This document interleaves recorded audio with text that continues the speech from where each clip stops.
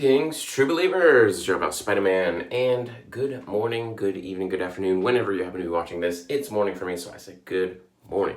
Back again after quite a long hiatus. I did go on a trip for work. I was on an island called Diego Garcia, and just kind of been out of the loop for a while. I've been back for a couple weeks, but just have had a lot going on, trying to get back in the swing of things, getting caught up on things.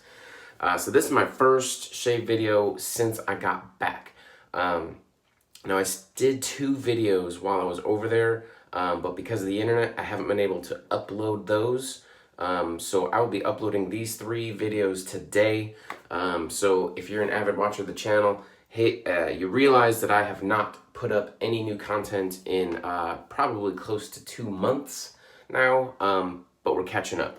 I got in a lot of products, a lot of things while I was gone, so I've got a lot to catch up on. I did get some great soaps from Victory Shaving Company. These are great, smell good. I got in an awesome soap from Central Texas Soaps called Saw. Amazing, one of my new favorite soaps. Just an amazing scent. Love it. I got in some Lissa, which was last year's release from Barrister and Mann. This was the zombie repellent scent. I got a good friend of mine from the shaving cadre, Nurse Dave, sent me a tub of Howard's Dream from Storybook Soapworks. Unfortunately, Storybook Soapworks closed down, so this is unobtainium, and I love that soap. But we're going to be focusing today on some soaps that I got from a soap company that was new to me called 345 Soap Company. So he ran a promotion on the I don't know if it was other places, but I heard about it on the Rich Man Shave group. He ran a promotion. I think he also used his Instagram and other accounts that you could enter in for a chance to get a pre-release at a 25% discount. He gave that out to 10 people, and I was one of the ones selected. So I did purchase this, but I did get a 25% discount on this and the aftershave. And then I also went ahead and ordered a couple other soaps from him, Shark Bite and General Patton.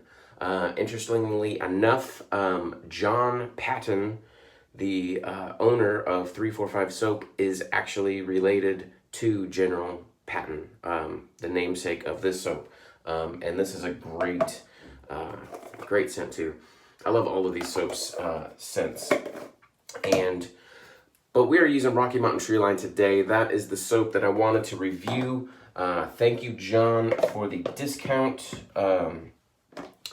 And this is going to be just a quick. I've only used this a couple of times, but it's a great soap. So Rocky Mountain Tree Line. John is from Colorado, and the inspiration behind this soap was that he wanted to create a. And I just realized I did not pre-soak my Badger brush that I'm going to be using today. So let's go ahead and get that in some water while I'm talking. Okay, anyway, so the Rocky Mountain Tree Line, he wanted to give you the impression of standing at the tree line in the Rocky Mountains, which the tree line is, you've got your forest, you go and end up mountains. Eventually you reach a point where the trees just stop growing. Altitude gets too high. That's the tree line. After that, it's all rock and all mountains. And so the scent notes on the cap, I'm sure, if I were to go onto the website, there'd be more scent notes, but the top ones listed here are bright citrus, pine, and wood. Definitely, right at the beginning, you get that bright citrus. And then in your back, you get that the rounded, woody notes. I'm not getting any specific pine notes, which is good because I enjoy pine, but it can be too overpowering.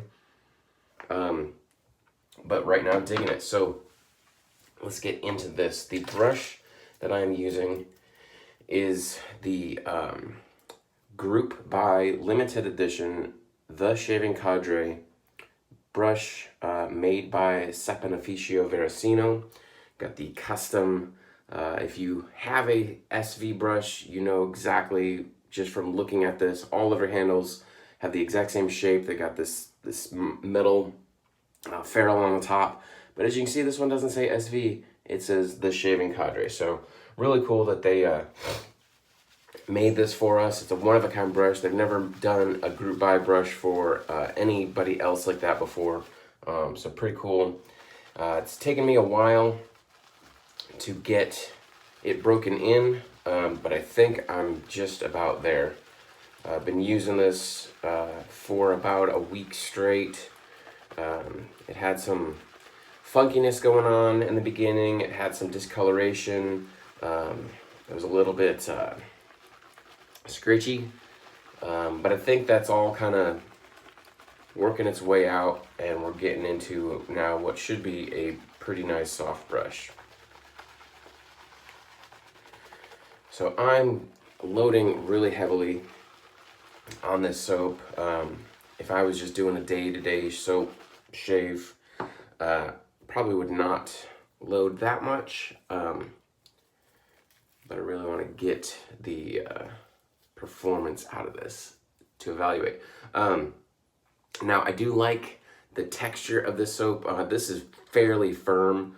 I'm pressing in and my finger isn't pushing into it. It's kind of like, as I'm pressing in, it's kind of like pushing the soap out of the way rather than just sinking in. So I would not even say that this is a soft soap. I know sometimes there's some discrepancy on, is it a soft soap or is it a hard cream? Like where's that line? Some of them you're like, well, do I call it a soap or do I call it a cream? This one is definitely a soap. And I would say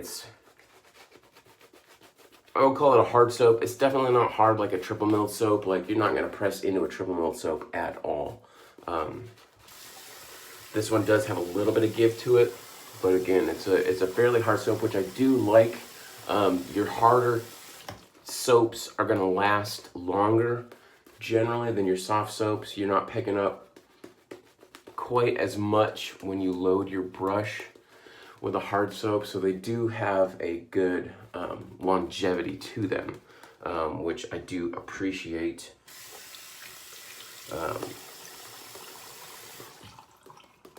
Price-wise, I don't remember exactly what these were. I bought these over a month ago, but they're average price, I would say. There's definitely less expensive. There's definitely more expensive, but probably on par with most of your mid to upper tier soaps.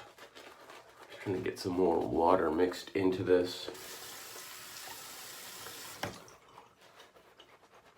Now, one thing I will say outside of this shave is, I've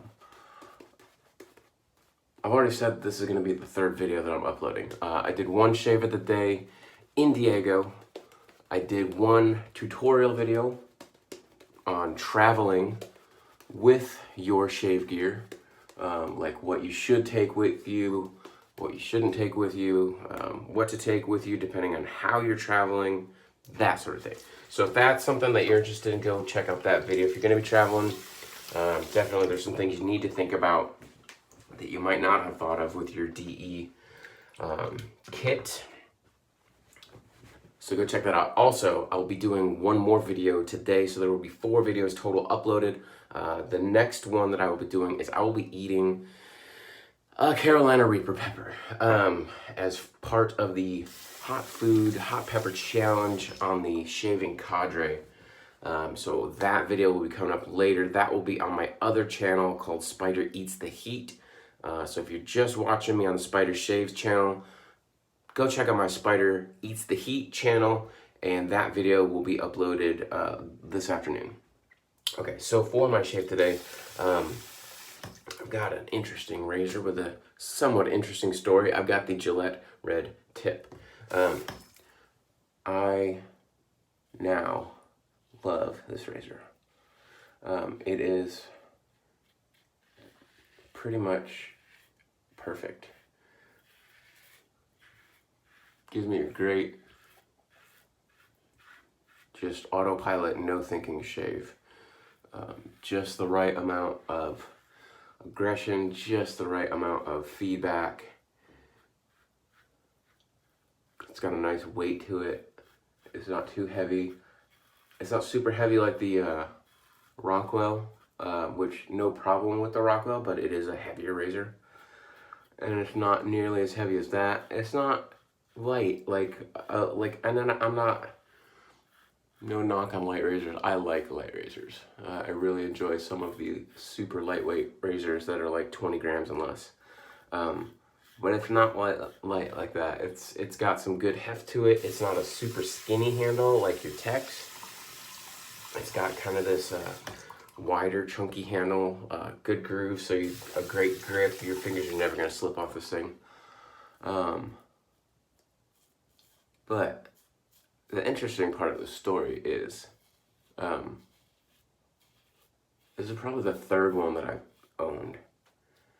I think I have 2 more in the kit back there, and it's one of those razors that I used back in the day when I was kind of going through razors and finding out my preferences and what I like and don't, and used it, and just it never really did anything for me. Any of the super speeds really. I started with the blue tip. That was one of my first 2 razors that I ever purchased, was the blue tip, which is the mild version, the super speed being the medium, and then the red tip being the aggressive. When they first came out, that was how they were marketed. And I used one, and it was okay, but it wasn't like a super comfortable, super great shave. And then I just happened to be in a local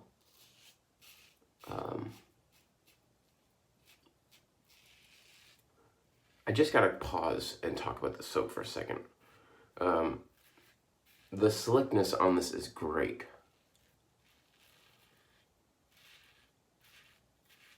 I've just been using the last couple of days some other soaps, and the slickness wasn't there during the shave, and that's why I just had to stop and talk about it, because I just noticed how good the slickness was on this soap, which to me, slickness is king. That is the first thing. I mean, you got to have a lather that gets on your face and stays there. So a good stable lather, but that's easy. Everybody has a soap that's relatively easy to lather and is stable once you get on. After that, it's the mechanics of the shave. You got to have a little bit of cushion. You got to have slickness. You got to have it. If you don't have slickness, then your razor will drag on your face, and you're not going to get as good of a shave. And this slickness is great. Absolutely great. So maybe we'll do some touch-up. So it's got some residual slickness. I define my residual slickness probably a little bit differently than a lot of people do. So I would say that my face is drying out a little bit. But if I reapply a little bit of water, the slickness comes back. So pretty good there. So we'll go for the third pass and get back to the story on the razor. So I was in a local antique store, and this one is fairly well known to me, that they do, from time to time, there is one particular vendor that does get in razors. I don't know how they keep getting razors, but this one vendor almost always has some razors in their thing. A lot of times it's ones that I'm not interested in, ones that I already have, or they're just overpriced for me personally. If I did not, some of them are like priced where if it was a new to me razor that I didn't have, I would probably spend a little bit more on them. But some of them, like if they're selling the Tech for like more than $5, I'm not gonna buy it. if they were selling it for under $5, I would definitely buy a tech all day long.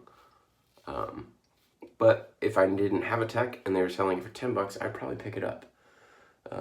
Just because it's still a good price on a tech, but I have a ton of techs, and me personally, I'm not going to spend more than $5 on another tech. But anyways, they did have this red tip, and I was expecting it to be a little bit more money than it was, and so it was a super good deal, and I picked it up.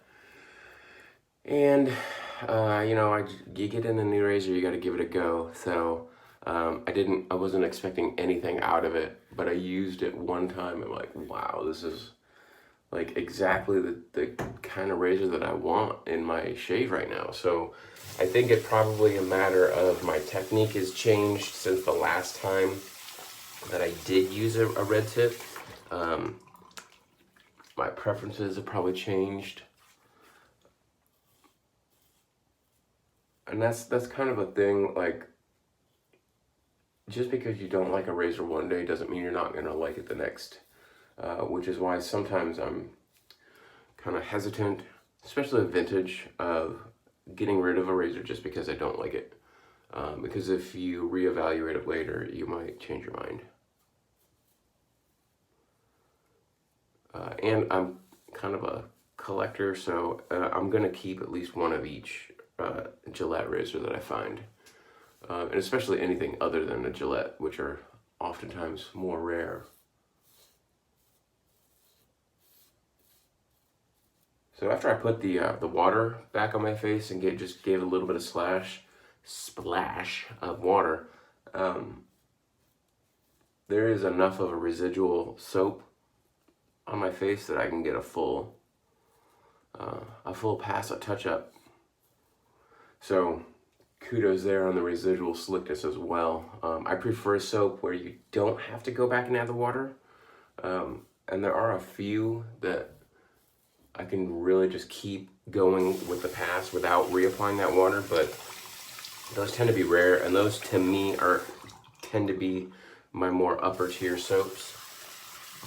But anything that you can add some water to and reactivate that last soap and give it enough slickness for a full pass like that is pretty good. The scent was pretty good during the shave. It kind of muted down a little bit. Wasn't really keying in on any of the notes while I was shaving, but just a great overall pleasant scent that I really enjoyed. So we're gonna move on to some witch hazel. My girlfriend Amber got a super good deal on a few bottles of this Cucumber Thayer's aftershave or toner splash. So I've been using the cucumber rather than just the original plain witch hazel. The cucumber is actually stronger than I thought it was going to be, but then the scent dries down very quickly, so it does not interfere with the aftershave. Now, I will say that one thing that I'm looking at is I'm looking through the bottle. The aftershave, and then there's some oil that is separated out. And I think that is the fragrance oils that some artisan soap makers, they separate out. So you gotta give it a good shake before you use it, especially if it's been sitting for a while. The longer it sits, the more it's gonna separate out. If you're using it every day, just a quick shake will probably do you. So that's one ding for me personally. I don't like that I have to shake up an aftershave to get those oils mixed back up. But aside from that, ooh, that smells really good. That bright citrus punch is right there when I apply that. This feels really good on my face. Let's see what is in this. So alcohol, witch hazel, water, There's a black line you can in the label, the black line, and the writing is going right on top of the black line, so I can't really read what that says. I think it's, I can't tell if there's something before this one, but rose hydrosol, aloe vera, vitamin E, something else. So I can't read what is in the aftershave, sorry, but it's going right over that black part in the label. Black ink doesn't show up on a black label, sorry. Feels really good. It didn't dry down like super quick, so there's still like some moisturizing properties on my face, so it did not dry it down right away.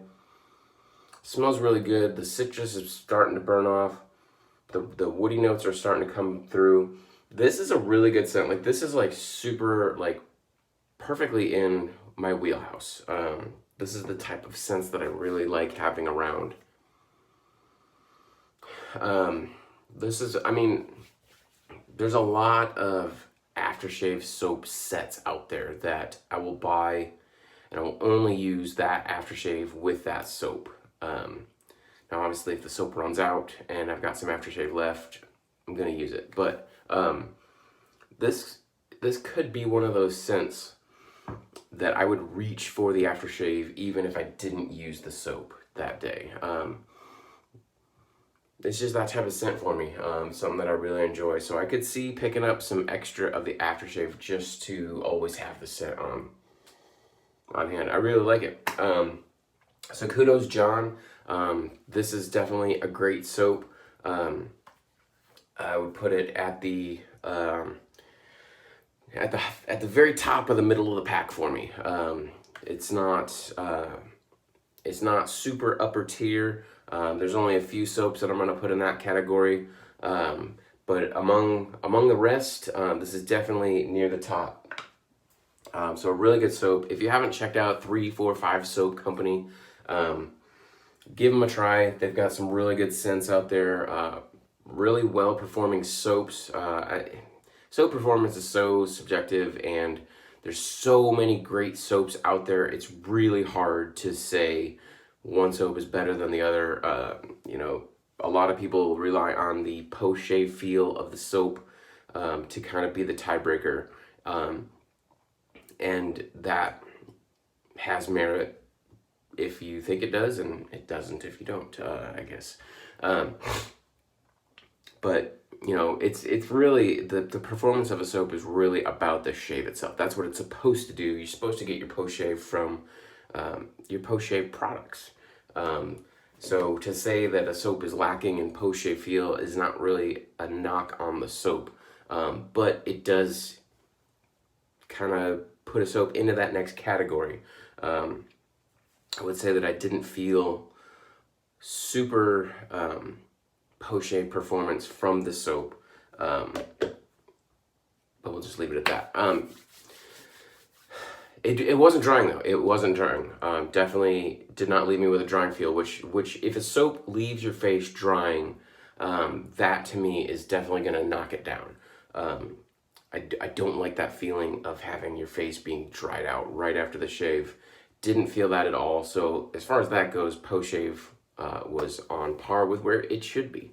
But yeah, definitely, you know, it falls into the category of where a lot of soaps are these days. There's a lot of high quality artisan soaps, and there's so many good soaps out there. It's really hard to stratify them. And it's just there. It's just there in the middle. But I love the slickness, so that pushes it to the upper end for me.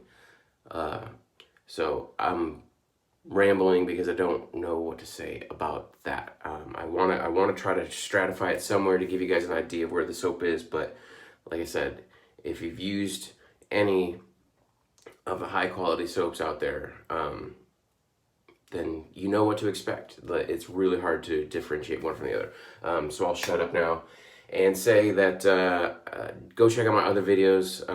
We got the spicy pepper video coming up later. Go check out Spider Eats the Heat for that, and enjoy your shaves. We'll see you guys later.